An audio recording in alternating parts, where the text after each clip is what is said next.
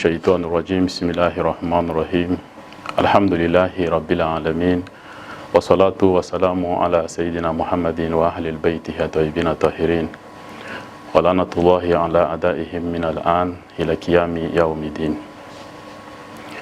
Chers frères et sœurs croyants, assalamu alaikum wa rahmatullahi wa barakatuh. Le mois de Muharram, le mois de tragédie de Karbala. Dans ce mois, principalement en son 10e jour, les historiens ont parlé de l'état de l'imam Hussein alayhi salam. Un groupe d'historiens, il y en a ceux qui disent que c'était le jour le plus dur de l'imam, le jour où les ennemis avaient vraiment resserré la ceinture sur l'imam ainsi que sur ses troupes. Certains des historiens aussi parlent, ils disent, ce jour du 10e jour d'Anshura, 10e jour du mois de Muharram, l'imam n'avait aucune inquiétude en lui. L'imam manifestait une quelconque satisfaction. En le regardant, vous sentez que quelqu'un est content.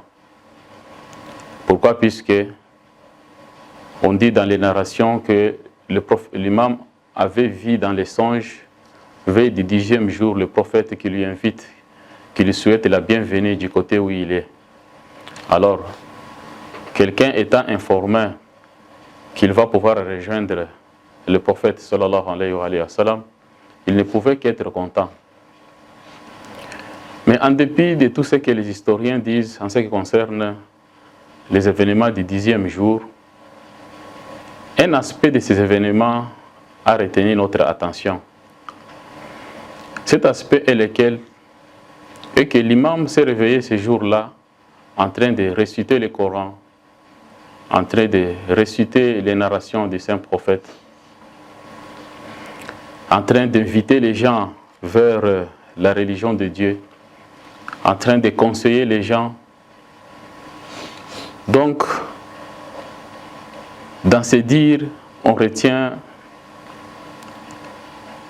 ce verset du Coran ici qu'il avait récité, qu'il dit Fala tahuranakumul hayatu dunya. Il s'adresse aux troupes adverses, il leur dit que la vie de ce monde ne puisse pas vous tromper. Ne prêtez pas attention à la vie de ce monde. Ce monde ici est éphémère.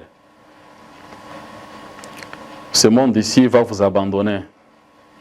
Et certainement vous allez l'abandonner aussi et vous serez appelé à aller dans un autre monde. Alors que cette vie présente ne puisse pas vous tromper. Respectez les principes, les lois de la nature. Ne mettez pas vos mains sur les biens d'autrui. Allah se met en colère contre les groupes de gens qui ont comme responsabilité la martyrisation du fils de prophète. Allah se met en colère contre les gens comme ça. Alors, le Bam continue, il dit Akrartum bita'ati wa bi rasoul. Il dit par apparence, vous vous dites que vous êtes des musulmans. Par apparence, vous qui voulez maintenant me tuer, vous vous dites que vous êtes des musulmans. Vous vous dites que vous croyez en Allah, que vous croyez au prophète et vous croyez au Coran. Est-ce Allah vous donne la permission de faire ce que vous voulez faire? Est-ce la croyance en son prophète vous donne la permission de faire ce que vous voulez faire maintenant? Ou bien le livre de Dieu que vous croyez, est-ce dans son sein? N'avez pas vous lu là où on dit Wala taqtulu nafsa allati haramallahu illa bil haqq? N'avez pas lu de tels versets? Est-ce que trouvez-vous justification de ce que vous voulez faire au sein du Saint-Coran? Alors, quelle erreur, quel péché ai-je commis pour que vous puissiez me conduire à la mort, pour que vous puissiez me tuer? Est-ce que ai-je changé la religion de Dieu? L'imam leur demande, est-ce que ai-je changé la religion de Dieu? Est-ce que j'ai apporté des innovations dans la sunna du saint prophète? Pourquoi voulez-vous commettre cet acte ignoble? Et c'est comme ça que les musulmans, les gens qui ont la croyance en Dieu, la croyance en son prophète, la croyance au Coran, c'est comme ça qu'ils peuvent se comporter à l'endroit du fils de leur prophète. L'imam, quand il parlait ainsi, il avait avec lui le Coran entre les mains. Il avait avec lui le turban que portaient les prophètes, ainsi que l'épée que les prophètes portaient souvent dans des situations de guerre. Alors, tout ceci, c'était un moyen pour l'imam qu'il puisse avoir les raisons sur eux. C'était des preuves pour qu'il puisse avoir des raisons sur ces gens-là. Puisque les gens qui ont perdu la tête, qui ont perdu l'esprit, en voyant le fils du prophète avec le Coran, auquel eux aussi croient, en voyant le fils du prophète avec le turban que portait le prophète, ça pouvait leur rappeler quelque chose. En le voyant se munir de l'épée que les prophètes combattaient avec dans les différentes guerres, ils pouvaient se ressaisir comme était le cas pour d'autres disciples, pour d'autres ennemis plutôt qui étaient dans les camps adverses de l'imam, mais qui s'étaient vite rachetés et qui s'étaient ressaisis et se sont ralliés du côté de la vérité, du côté de l'imam Hussein alayhi salam. Donc ça, c'était un moyen pour l'imam de pouvoir les rappeler. En voyant même ces signes-là, il pouvait comprendre que la démarche que nous avons entamée, ce n'est pas une bonne démarche. L'imam continue, il dit « Istahwazakum shaytan fa'ansakum zikrallah » Il dit « Le Satan vous a dominé. Le Satan vous a dominé, vous êtes maintenant à sa disposition totale. Et à cause de cette domination, il vous a fait oublier le rappel de Dieu. Puisque ils ne voyaient que atteindre leurs objectifs, les prescriptions, la parole de Dieu, les conseils du prophète. Tout ceci ne leur servait absolument à rien. Pour eux, il faudra tout simplement que l'imam puisse prêter serment d'allégeance. Voilà ce qu'ils cherchaient. Quelles que soient les circonstances, l'imam ne devait qu'accepter leur point de vue. Alors, ce qui n'était pas le cas. Pourquoi? Puisque l'imam, en le faisant, automatiquement, c'est-à-dire c'était l'écroulement de l'islam. Moi et vous, aujourd'hui, l'islam qu'on devait avoir, c'était l'islam mélangé de toutes les mauvaises habitudes dont on ne pouvait pas savoir où est le vrai, où est le faux. C'est ainsi que l'imam a demeuré dans ses principes. Il n'a pas pu se soumettre aux caprices de ces gens ici. Alors, l'imam continue encore, il leur dit Wala yahsabanna allazina kafaru annama numli lahum khayrun li anfusihim.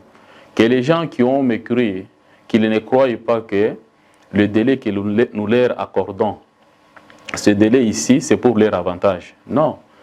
Le délai que nous leur accordons, ce n'est pas pour leur avantage. Nous leur accordons ce délai ici, juste pour voir qu'est-ce qu'ils vont pouvoir faire.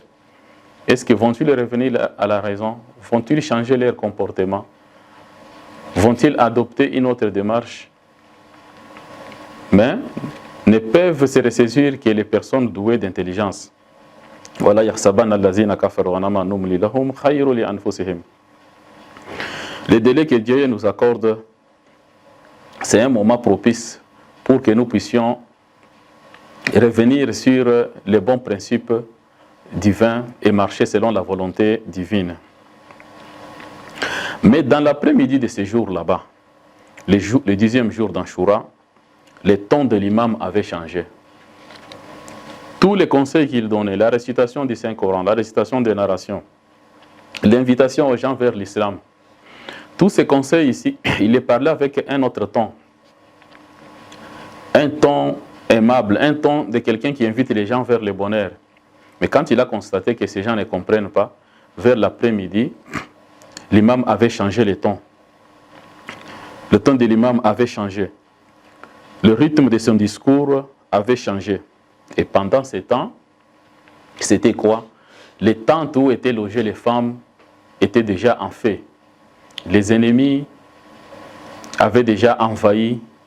Et ils ont mis toutes les tentes en feu.